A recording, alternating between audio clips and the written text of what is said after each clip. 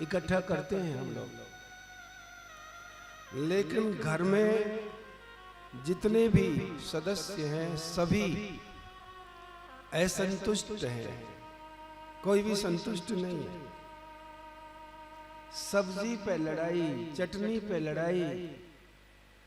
गोयल साहब इतने इंस्ट्रूमेंट खड़े करने के बाद भी ये रस मिलके नहीं दे रहा है, देख है।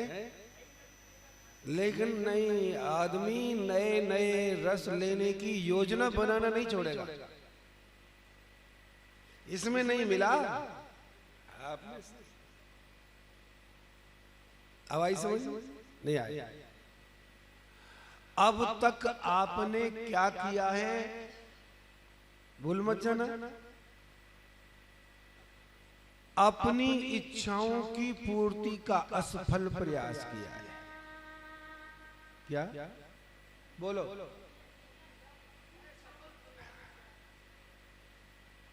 प्रयास दो प्रकार के होते हैं, एक तो सफल और बस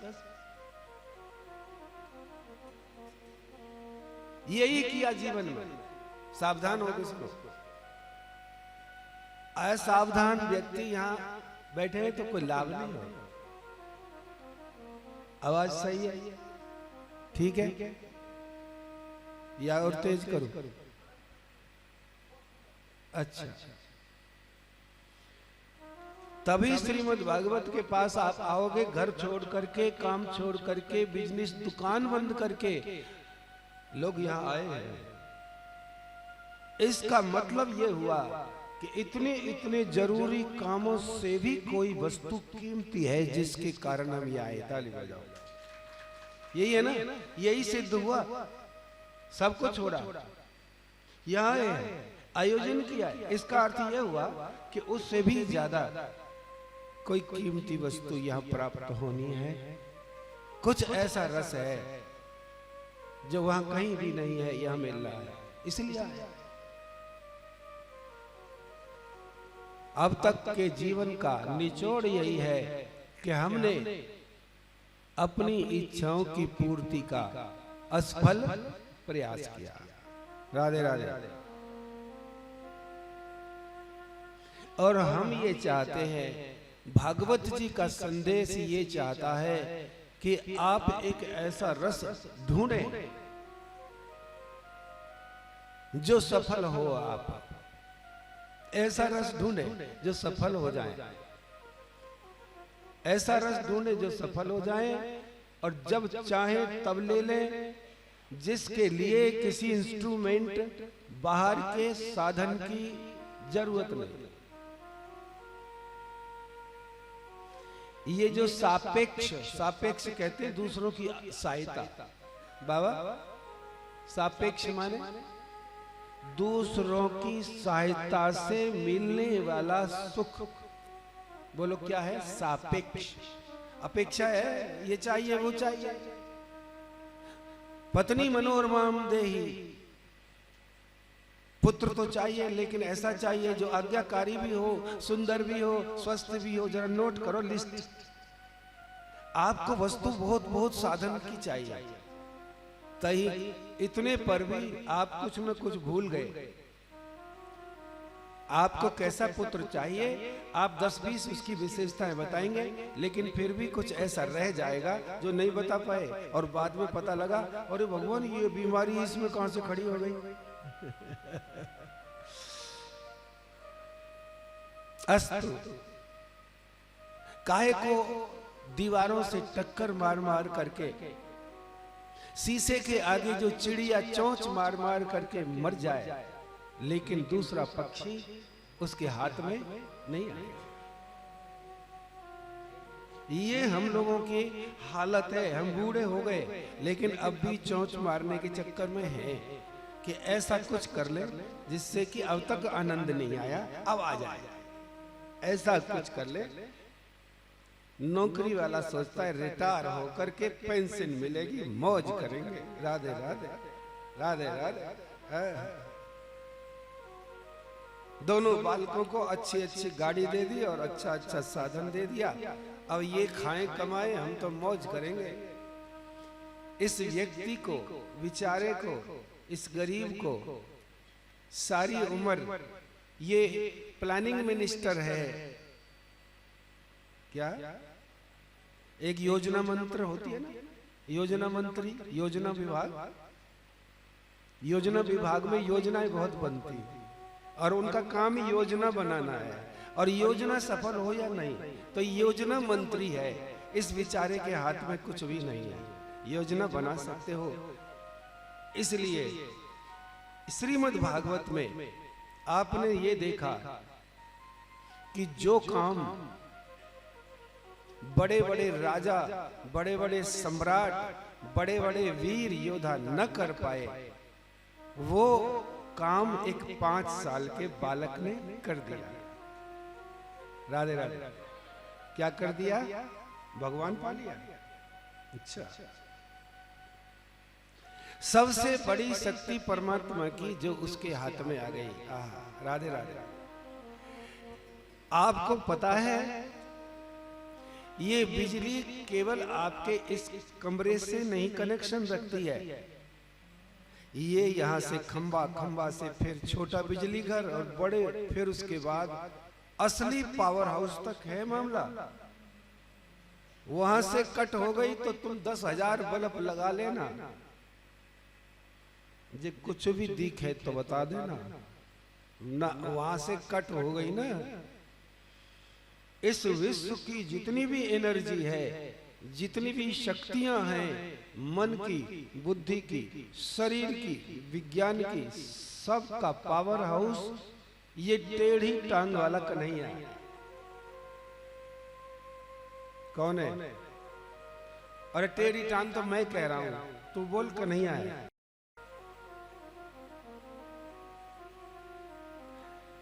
बस जब आपका मन आनंदित होगा तो कथा का रस मिलेगा आपको।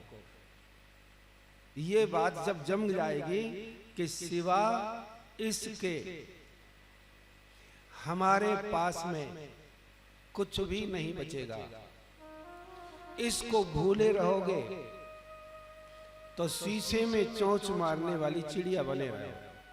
अब ये काम हमें नहीं करना, आपने, हमने ये काम अब नहीं करना। अब सुनिए करना क्या है। सबसे पहले ये देखना, भगवान की कृपा का अनुभव करना कि भगवान कहाँ है।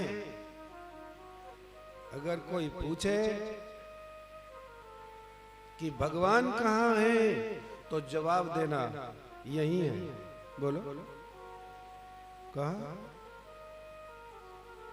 तो कहीं चले गए टहलने के? चले गए क्या? नहीं, यही है और अभी है। अभी भगवान नाम गा रहे थे आप तो भगवान से कनेक्शन जुड़ गया। भगवान यही है, ठीक है। ऐसे ही भगवान अगर यही है तो आनंद भी यही है। ढूंढो, आनंद यही है। हाँ, आज ही है क्या? हाँ, आज ही है,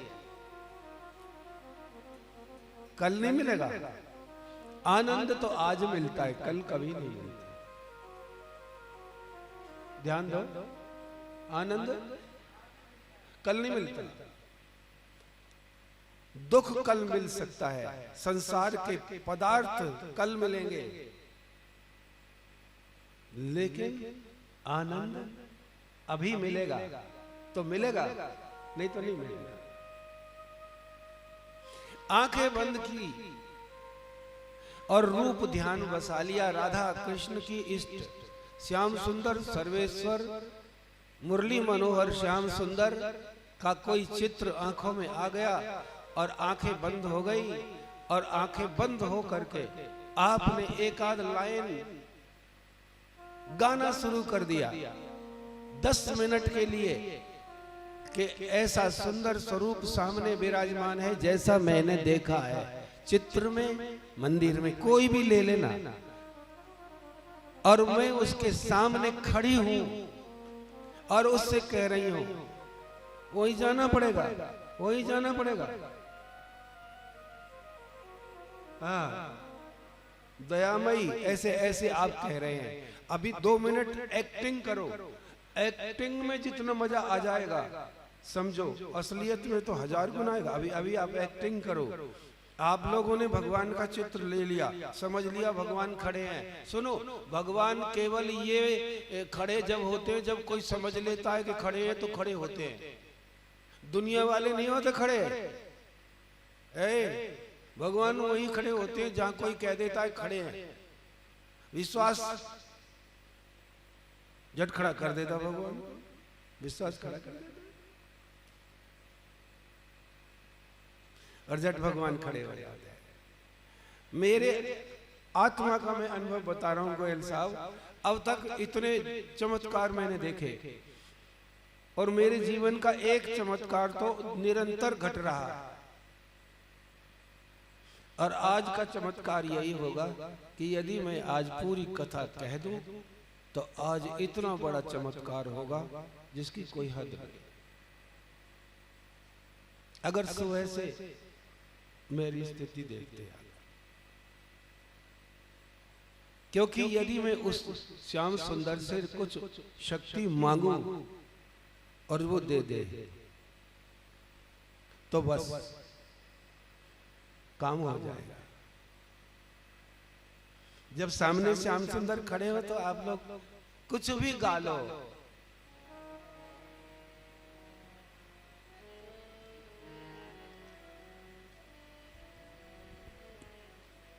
एक नजर कृपा की कर दो, बोलो।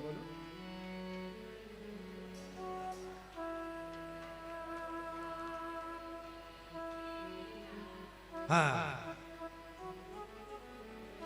एक नजर कृपा की कर दो सवरिया गिरधारी।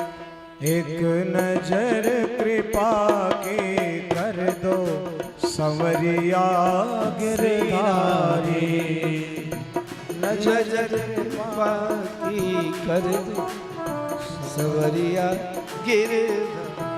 एक नजर कृपा की कर दो संवरिया गिरधारी। संवरिया गिरधारी, संवरिया गिरधारी, जोर से संवरिया गिरधारी, संवरिया गिरधारी। एक नजर कृपा की कर दो संवरिया गिरधारी। एक नजर कृपा की कर दो संवरिया गिरधारी। हे श्याम सुंदर, देखो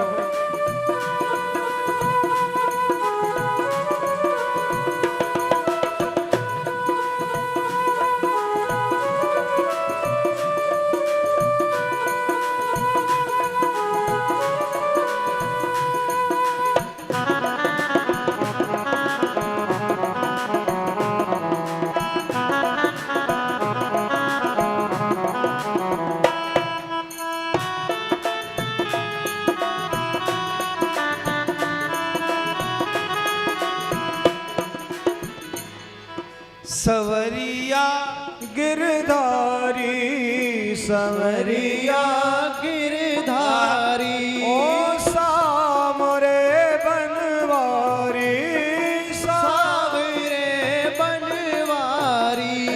सामरे बनवारी, सावरे बनवारी। एक नजर कृपा कर दो संवरिया गिरधारी। हो एक नजर कृपा की कर दो संवरिया गिरधारी। दासी की झोली भर दो संवरिया गिरधारी। हे दासी की झोली भर दो संवरिया गिरधारी।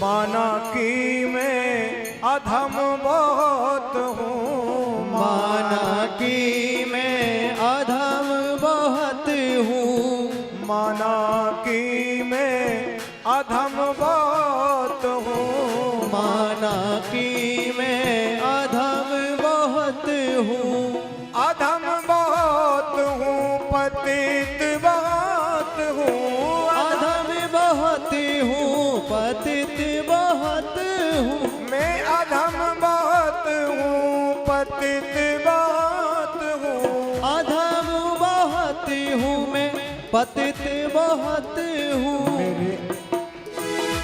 मेरे हस्त कमल सिर धर दो संवरिया गिरधारी, मेरे हस्त कमल सिर धर दो लाडिया गिरधारी, दासी की झोली भर दो संवरिया गिरधारी, दासी की झोली भर दो संवरिया गिरधारी, दासी की झोली भर दो संवरिया गिरधारी, ओ दासी की झोली भर दो संवरिया गिरधारी। जय जय श्री राधे, जय जय श्री राधे, जय जय श्री राधे। बस यही आनंद है। अभी गाया और अभी नगद कैश आनंद आया। ठीक, कल पे नहीं, अभी आया, गाया और आया। वर्तमान में कभी भी लिया जाने वाला एक ही आनंद है। श्री राधे, श्री राधे। अस्तु श्याम से जुड़ते ही मन ठिकाने पे आ जाता है और बुद्धि ठिकाने पे आ जाती है। और जब ये दोनों ठिकाने पे होते हैं तो व्यक्ति महात्मा होता है, सत्पुरुष होता है, साधु होता है, महान पुरुष बन जाता है जब बुद्धि ठिकाने पे। कभी कभी आप लोग कहते हैं ना, ओए अपने तेरी अक्ल ठिकाने आ जाएगी, चुप रहे। ये बात ठीक है, ये बहुत अच्छा मुहावरा है। यदि अक्ल ठिकाने आ गई तो तू बहुत सुंदर व्यक्ति बन जाएगा। जिन जिन लोगों की बुद्धि, जिन जिन लोगों का मन शुद्ध हो गया और जिनका मन अशुद्ध था, उन दोनों की कथा भागवत में है। सावधान होकर भागवत की कथा सुनो। जो भगवान के आश्रय थे, भगवान का जिन्होंने सहारा लिया, उनकी लीला भी सुनो। भगवान से जो विरुद्ध थे, उनकी लीला भी सुनो।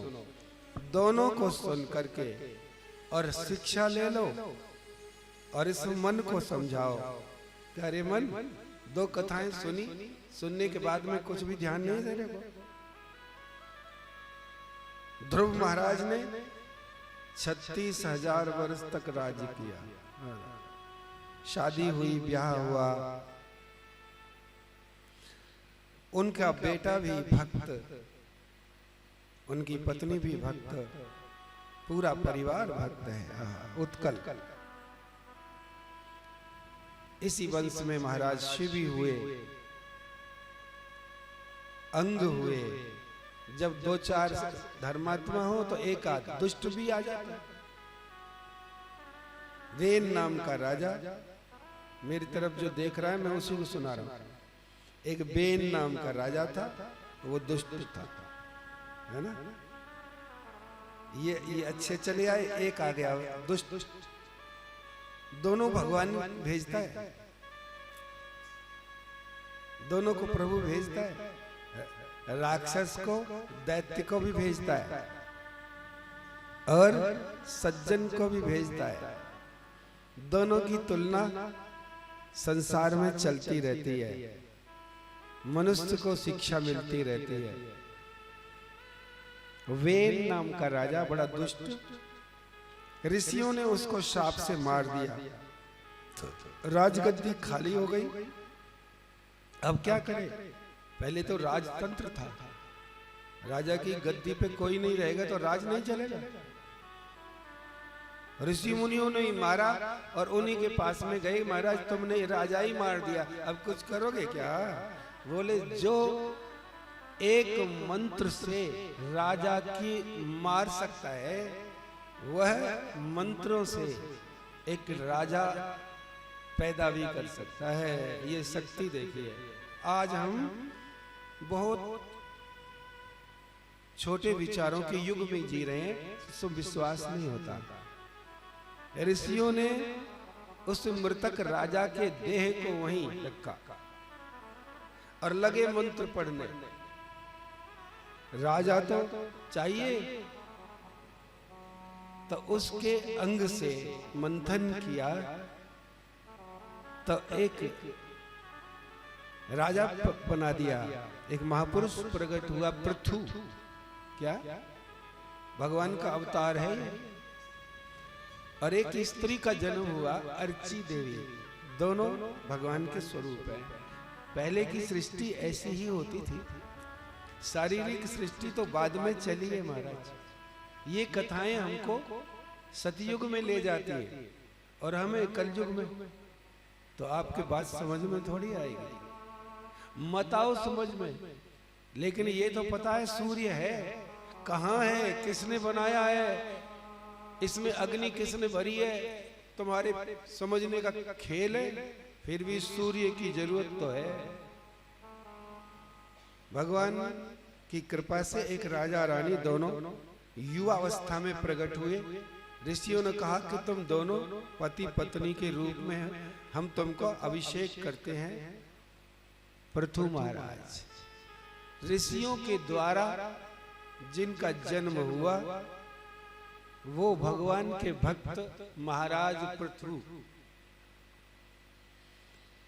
वहां पर भगवान के लिए तपस्या किया, भगवान को प्रकट किया उन्होंने एक बार, क्योंकि ये अंश अवतार है। तपस्या किया तो भगवान, पूर्ण भगवान आ गए। पृथु से पूछा, जी आपको क्या चाहिए? उसने देखो एक अजीब चीज मांगी। पृथु ने भगवान से क्या मांगा ये सुनो जरा।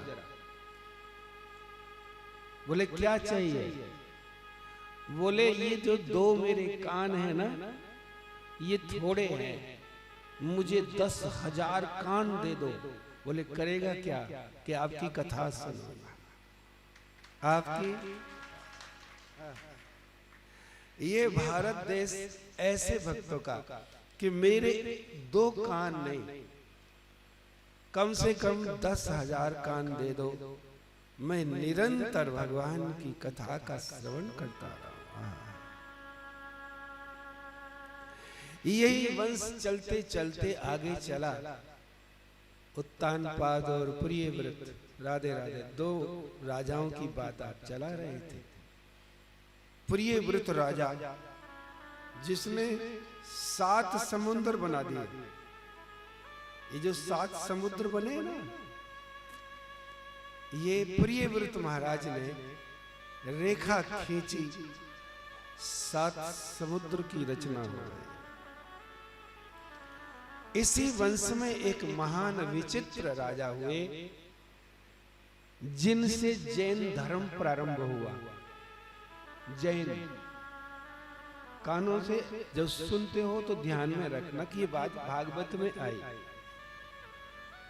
भगवान ऋषभदेव आदि तीर्थंकर हैं। ऋषभदेव, राधे राधे बोलिए। और प्राचीन काल में बहुत संतानें होती थी और सारी की सारी बड़ी विचित्र होती थी। कितनी विचित्र संतान, विचित्र। ऋषभदेव के 100 पुत्र और 100 पुत्र बहुत अच्छे। उन्होंने अपने बच्चों जब जवान हो गए तो ऋषभदेव ने एक बार सबको बुलाया और वहां मीटिंग की और अपने जवान बच्चों से कहा कि एक बात हमारी सुन लो और उसके बाद हम आपको कभी भी नहीं कहेंगे। ऋषभदेव ने जो कहा, ऋषभदेव जैसा पिता कहाँ मिलेगा? ऋषभदेव अपने पुत्रों को कहता है कि तुम में से कोई भी एक लड़का ये बताओ कि मनुष्य का शरीर किस लिए मिला है। क्या पूछा? किसी ने जवाब नहीं दिया। इधर राजकुमार है, राजा के कुमार है, सारी सुख समृद्धि है। तब बोले मैं बताऊं? बोले हाँ। नायम देहो देह भाजाम निर्लोके कष्टान कामान हृदय ब्रजबुड़ाम। ये पुत्रो, ये शरीर भोग भोगने के लिए नहीं मिला। पशु और पक्षी की योनि में भी भोग तो वहां भी मिल जाएंगे, वहां भी सभी सुख मिल जाएंगे, लेकिन नहीं। तपो दिव्यम पुत्र का ये न सत्वम, ये शरीर तप करके सत्य रूप परमात्मा को पाने के लिए मिला है और कोई इसका कारण नहीं है।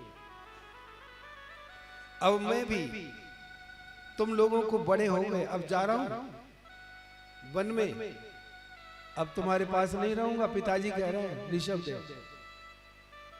और सुनो, एक चाबी दे रहा हूं तुमको, एक चाबी। लोगों ने सोचा होगा चाबी दे के जा रहा है पिताजी, उसमें वो होगा, वो होगा। उन्होंने कहा चाबी लो, लाओ। बोले ये चाबी नहीं, एक विचारों की चाबी दे रहा हूं। बोले एक ऐसा ताला है जो अगर इधर कर दिया तो स्वर्ग और वैकुंठ की प्राप्ति हो जाएगी, और अगर इधर चाबी घुमा दी तो नरक की प्राप्ति हो जाएगी। ताली बजाओ। शॉर्ट में बोला, तुम लोग सत्य और परमात्मा इससे जैसे ही खिलाफ गए, करोड़ों वर्ष नरक में काटने पड़ेंगे, और जीते जी नरक। नरक वरक वहां होगा कि नहीं होगा, लेकिन जहां तो जीते जी नरक अनुभव कर सकते हैं आप लोग।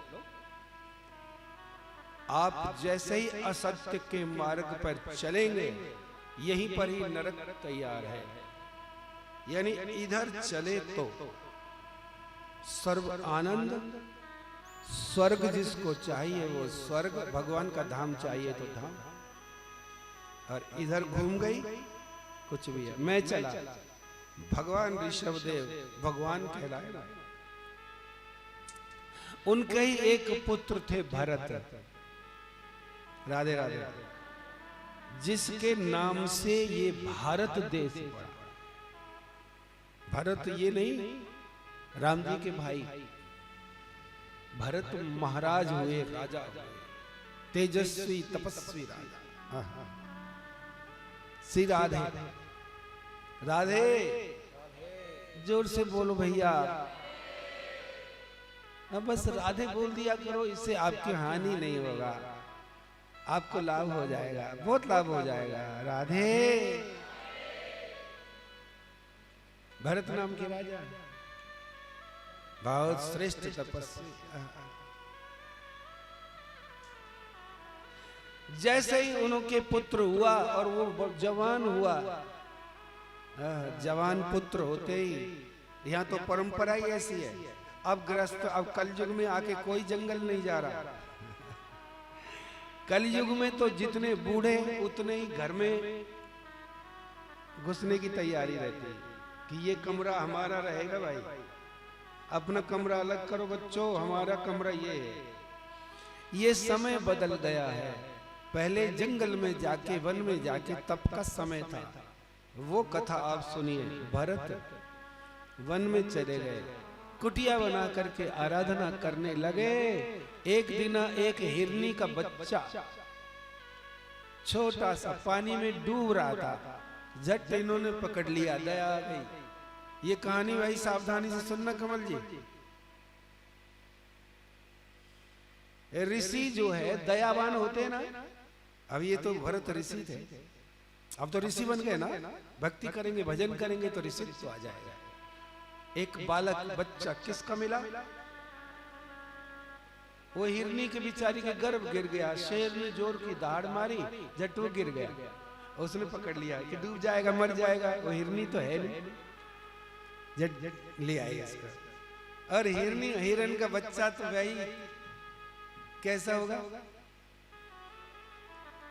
अरे कुत्ता का पिल्ला कितना प्यारा लगता है। गांवों में हमने वास्तव में इतना पिल्लानते खेले, अब यहाँ तो पिल्ला नहीं मिलता खेलने के लिए, घर में पिल्ला नहीं लाने देते। हमारे कन्हैया तक पिल्ला से खेले। एक पद में आता है, सुनाऊं एक बात में वेर, सूरदास कहते हैं एक दिन की बात सुनाऊं, परमानंद दास को ठाकुर लायो पिल्ला घेर, पिल्ला घेर लाया 5 साल।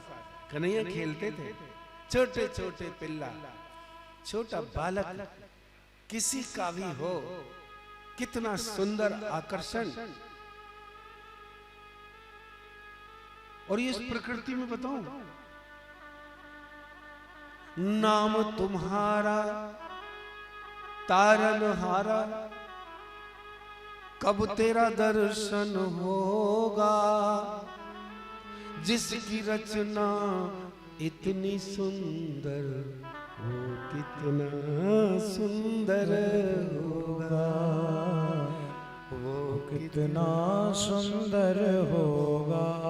छोटे छोटे चिड़िया के बच्चे देखो, अब तो दिखते नहीं। वो ग्रामीण परिवेश, प्रकृति की सुंदरता में, हमारे यहाँ बहुत से बैठे हैं भाई, इन लोगों ने देखे हैं वो सब दृश्य। भैया बैठे हैं, लाला जी बैठे हैं, जो 55 से ऊपर के बच्चे हैं ना, वो सब जानते हैं इस बात को। बाबा 72 का है बच्चा, तो 72 तो तू बेहतर हो गया है, पहले बेहतर नहीं था, इससे ये बेहतर है। अस्तु।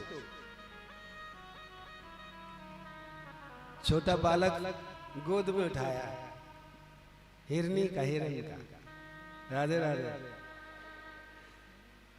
अब वो आश्रम में ले आए, आश्रम में ला करके अब भजन पाठ पूजा तो सब छूट गया।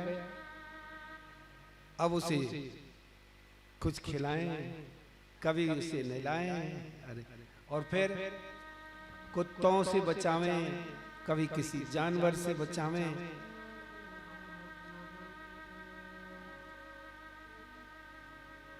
राधे श्याम।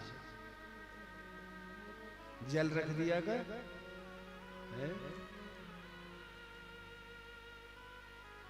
छोटे से बालक के चक्कर में भजन छूट गया। क्या छूट गया? नियम छूट गया। वो प्यारा इतना लगता था कि रात को उसको अपने पास सुलाते, सवेरे उठते ही उसके काम में लग जाते।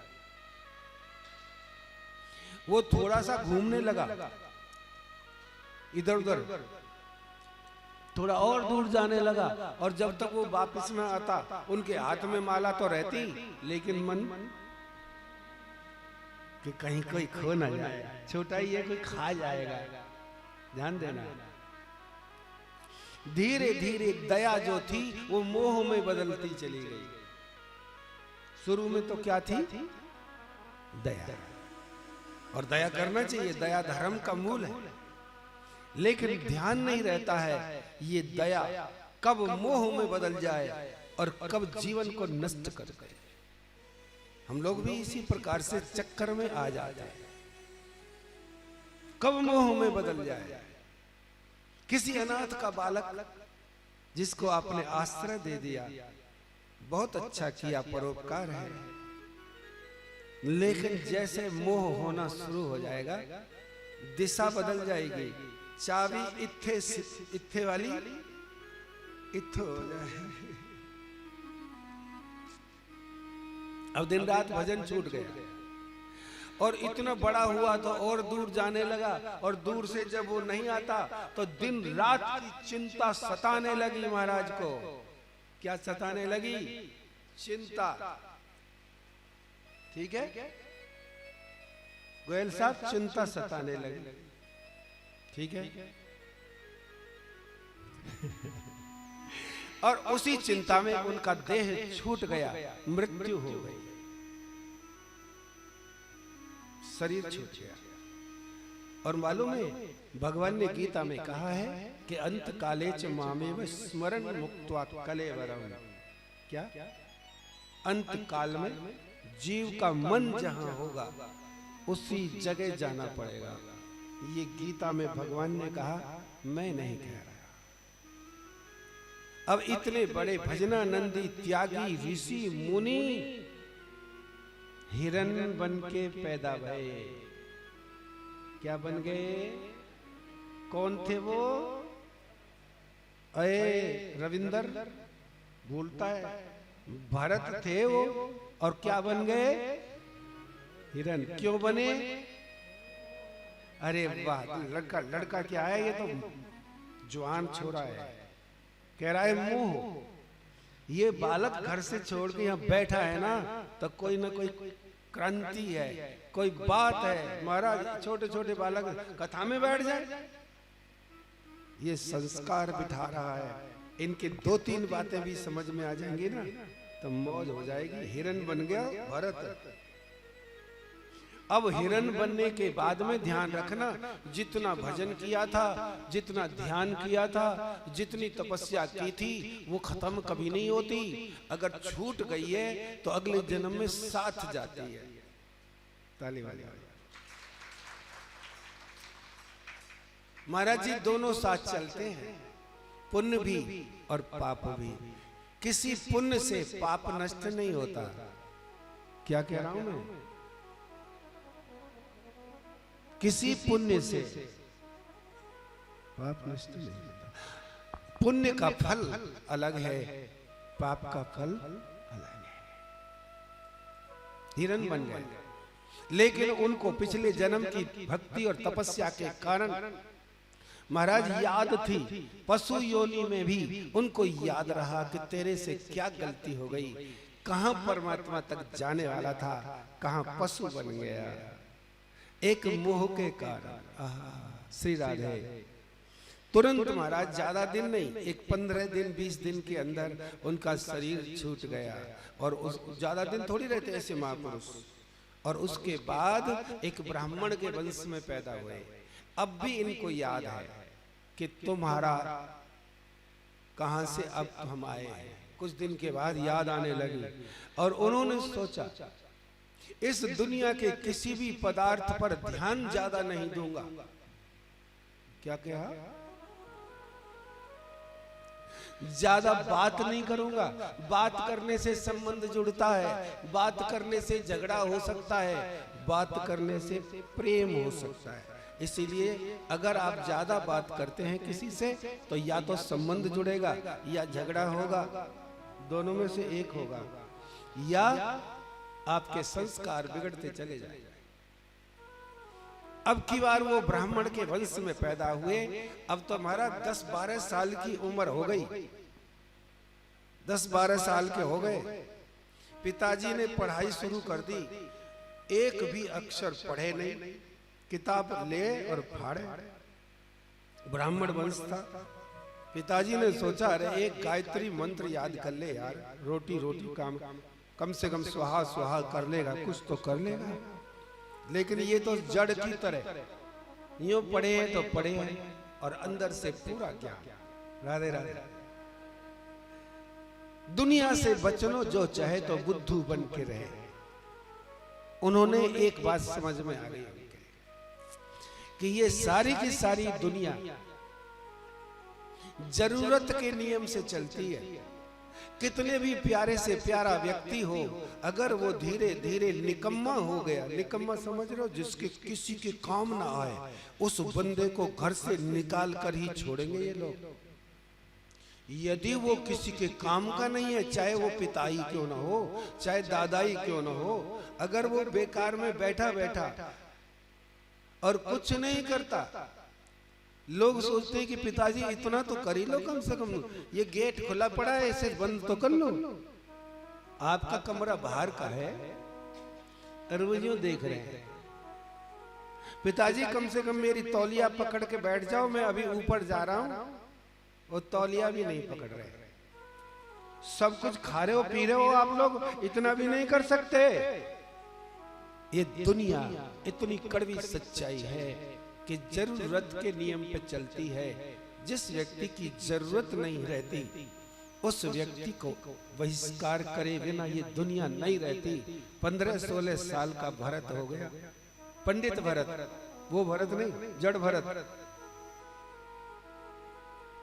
मोटा हो गया, खावे 15 रोटी, काम करे भी।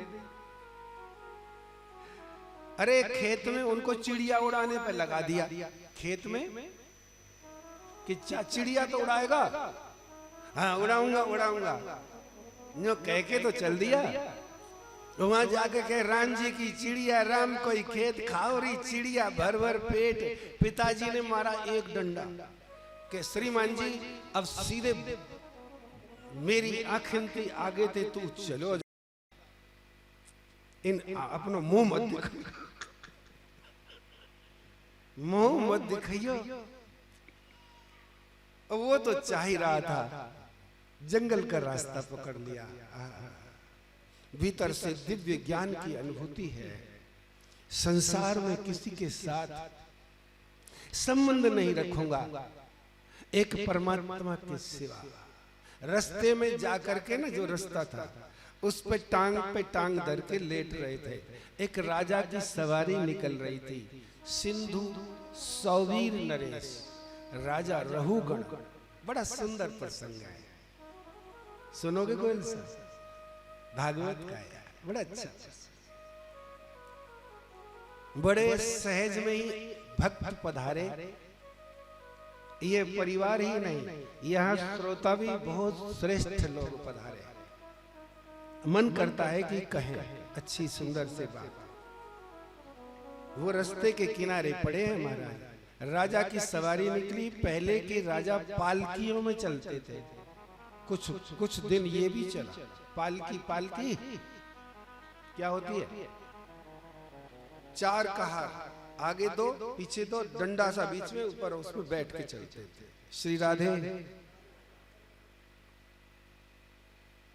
कुछ दूर जाकर के एक कर्मचारी बीमार हो गया, जोर से खांसी आई और पेट में दर्द हुआ। झट वो बोला मुझे आज सी लीव चाहिए। और जंगल में चौथा कहां से लाए महाराज जी? 3 आदमी ले जा रहे राजा को, आगे सेना पीछे सेना, राजा अब तीनों से चलेगा। गड़बड़ हुई ना, एक गुजारा तो कर रहे थे और ये साहब मोटा ताजा पड़ा था और राजा की तो प्रजा सब राजा की है। राजा किसी से भी कोई भी सेवा ले सकता है। झट उसने कहा इस व्यक्ति को खड़ा कर दो। उन्होंने कहा ओए भाई खड़ा हो जा। वो तुरंत इतनी तेजी से खड़ा हुआ कि जैसे खड़ा होने के लिए तैयार बैठा था, खड़ा हो गया। और ऐसा मोटा ताजा था मत पूछो। ओहो, बोले इस पालकी में लग जा। लगा चल। अब साहब ये क्या है? ये तो विचित्र लीला है ना। और सब चले जा रहे थे, ये जमीन पे देखता था कि कोई कीड़ी, कोई कीड़ा, कोई मकोड़ा पैर के नीचे ना आ जाए, अपराध हो जाएगा किसी जीव का। बाकी लोग ध्यान कहाँ देते हैं? महाराज ये तो जो है बड़ा ध्यान दे रहा है। अब जैसे ही ये कीड़ी से बचे तो राजा हिले यो यो। अब राजा को कोई हिला दे फिर तो उसने कहा कि इन चारों में से कौन है जो हमको हिला रहा है? 3 बोले जी जो नया आया है स्टाफ वो हिला रहा है। बोले उससे पूछो मूर्ख से कि कौन है ये, यहां क्यों बैठा था? क्या इसके शरीर में ताकत नहीं है? क्या चलना नहीं आता इस पे? या इसको बोझ ज्यादा लग रहा है? पूछो इससे, पूछो। अब सुनना, राजा ने पूछा, बोल भाई तू कौन है? अब उसने तुरंत पूछा, तुम बताओ तुम कौन हो? राधे राधे। राजा जा रहा था कपिल आश्रम, जहां कपिल मुनि का आश्रम है ना, वहां किस लिए? ज्ञान लेने। राजा कहां जा रहा था? ज्ञान लेने, आध्यात्मिक शिक्षा लेने। ये पूछने जा रहा था कि किसकी आराधना करनी चाहिए, किसकी शरण में जाना चाहिए महाराज। जय हो। उसने पूछा, तू कौन है? उन्होंने पूछा, तू कौन है? पहली बार राजा को लगा कि किसी की हिम्मत मुझसे पूछे तू कौन है। बोले, तुझे पता नहीं है? तू इतना मोटा ताजा है, इस तरह बोलने का तुझे सबक सिखाया जाए। उसने कहा, मैं न मोटा हूं न पतला हूं, तू तो क्या करोड़ों राजा इस शरीर को दंड दे सकते हैं, मुझे नहीं। राजा ने सोचा, ये तो बड़ी विचित्र भाषा। मोटा ताजा शरीर हो सकता है, दुबला पतला शरीर हो सकता है, मैं नहीं। और अगर दंड देगा तो शरीर को देगा, मुझे नहीं। हरे राम। राजा ने कहा, पालकी रोको। तुरंत उसको हटाया, बोले इधर आओ। बोले, ये भाषा तुम जो बोल रहे हो, इस भाषा से मैं चमत्कृत हो गया, क्या आप बताओगे कि ये जो आपने प्रश्न किया कि तुम कौन हो, ये प्रश्न तो बड़ा गहरा है। बोले, राजन मैं ठीक कह रहा हूं। यदि शरीर है तो बोझ, कोई बोझ लगेगा, जिसके शरीर से है ही नहीं उसको बोझ क्या लगेगा। तेरे जैसे करोड़ों व्यक्ति इस शरीर के टुकड़े कर सकते हैं, मेरे नहीं टुकड़े कर सकते। किसी में हिम्मत नहीं है जो मेरे टुकड़े कर दे। और सुन, मुझसे बड़ा बलवान कोई नहीं है। राजा फिर आश्चर्यचकित हुआ और प्रणाम करके बोला, अब सच बताओ तुम हो कौन? बोले, सुनो, मैं भी पहले राजा था तुम्हारी तरह भरत, लेकिन किसी कारण से मेरा तप भंग हो गया, इसलिए अब मैं परमात्मा में रहता हूं। लेकिन आप मुझे बताइए भगवान कि आप जा कहां रहे हैं? बोले, कपिल देव के आश्रम पर। तो आप लोग? बोले, आप ही मुझे ज्ञान दीजिए। तो राजा रहुगण को जड़ भरत ने कहा, सुनो, ये जो तुम्हारा शरीर और मेरा शरीर और लाखों शरीर हैं, देखो लाखों घड़े हैं, लेकिन पानी सब में एक है। लाखों घड़े पानी से भर दो तो घड़े तो अलग हो गए, लेकिन पानी एक है। कबीरा, कुआ एक है, पनिहारी है अनेक, कुआ एक और पनिहारी बहुत है पानी लेने के लिए, और बर्तन सब न्यारे भये, और पानी सब में एक ही पानी है। इस दुनिया में दूसरी वस्तु ही नहीं है एक ईश्वर के सिवा। अरे राजा ने सब पालकी को अलग कर दिया।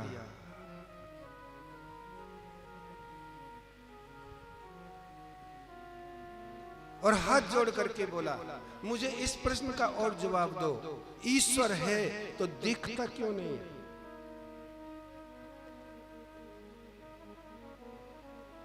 बोले, एक बात बताऊं राजन, किसी के घर में टेलीविजन भी है और कनेक्शन भी लगा हुआ है और घर की बिजली भी है और मीटर में बिजली भी है, लेकिन चित्र नहीं आता, चलता नहीं चित्र, तो क्या समझोगे? बोले कनेक्शन में थोड़ी गड़बड़ी है, कहीं ना कहीं कनेक्शन में गड़बड़ी है। अगर वो ठीक होते ही चित्र चलना शुरू हो जाता है। इसी प्रकार से सर्वत्र विद्यमान ईश्वर तब तक नहीं दिखेगा जब तक हमारा उससे कनेक्शन नहीं जुड़ेगा। और ये कनेक्शन सदगुरु, महान संत, कोई विवेकी पुरुष ही जोड़ सकता है। बोले देव, मैं आपसे प्रार्थना करता हूं, अब मुझे क्या आज्ञा है, मैं भगवान को कहां ढूंढूं? उसने कहा, सुन, जिंदगी में सबसे बड़ा काम क्या है कि उसने जिंदगी में बड़ी बात कर ली। शेर है, उसने बड़ी बात कर ली जिसने खुद ही से मुलाकात कर ली। जिसने स्वयं को जान लिया उसने परमात्मा को जान लिया। तू जो स्वयं में नहीं जानता कुछ भी, अरे सुख दुख मन को होता है, आत्मा को नहीं होता।